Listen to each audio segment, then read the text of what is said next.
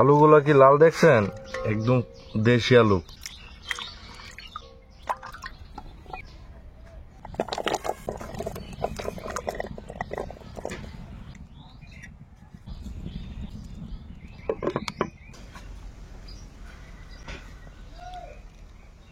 সামুদ্রিক মাছটা আনলাম, মাছটা দিয়ে দেশি গুলালু দিয়ে রান্না করব।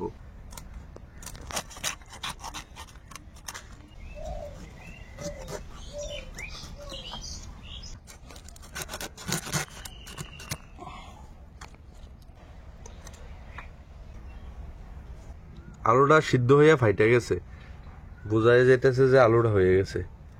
এটা দেখার দরকার নাই, আমরা নামাইলাম।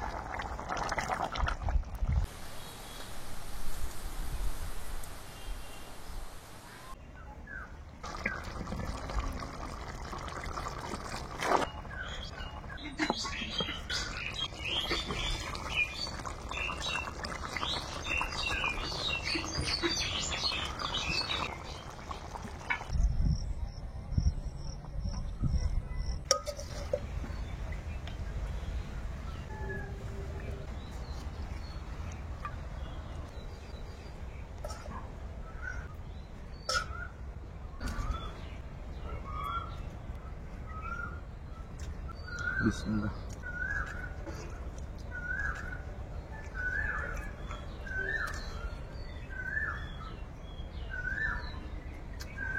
এটা দেখো সদ্য তোলা আলু। হ্যাঁ, এই সিজন আলু করে একটু বেশি ভালো লাগে, কারণ এটা সিজন আলুর।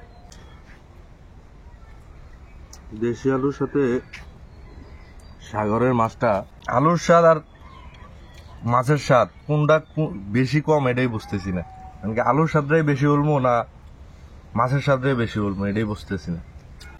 দেশি আলু আর সাগরের মাছ দুইটাই সুস্বাদু। তাছাড়া এই দেশি আলুটা তো সবসময় পাওয়া যায় না, একটা সিজনাল আলু, তাই অনেক ভালো লাগছে, অনেক স্বাদ লাগতেছে। আর মানে সুস্বাদু, অনেক মজা।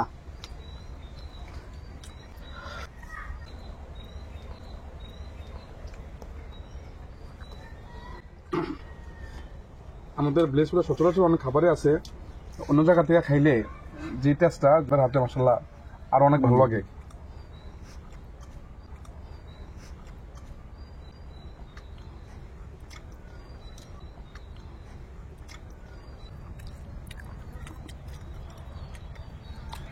আজকে অনেক বেশি খাবার খাইছি, বিশেষ করে এই আলু, সুরমা মাছ, সাগরের ডোমোটা খুব মজা হয়েছে। তাছাড়া বেগুন, মাছ, তারপর কাঁচা টমেটোর চাটনি, এটাও খুব সস আর কি, যেটা বলি আমরা সস চাটনি যেটা বলি। তো দুইটা খুব তিনটা ভালো হয়েছে, তিনটা আইটেমই খুব ভালো হয়েছে, খুব সুস্বাদু হয়েছে। মানে অসংখ্য ধন্যবাদ আমাকে নিমন্ত্রণ করার জন্য।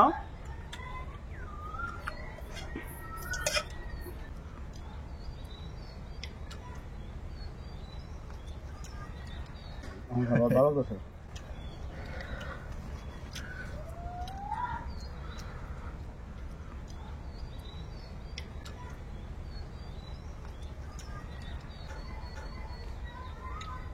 ঝোলটা অনেক গ্রেট হয়েছে। হ্যাঁ, প্রায় 30 বছর আগে এই জায়গাটা ঘর ছিল, ওই ঘরে খাবার খেয়েছিলাম। 30 বছর পর আবার একই জায়গায় আবার খাবার খেতেছি 30 বছর পর।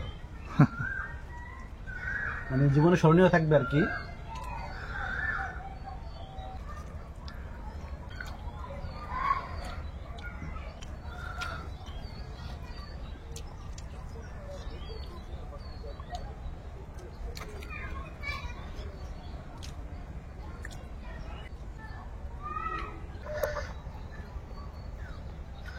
রান্নাটা যতটুকু আশা করছিলাম এর থেকে অনেক বেশি ভালো হয়েছে।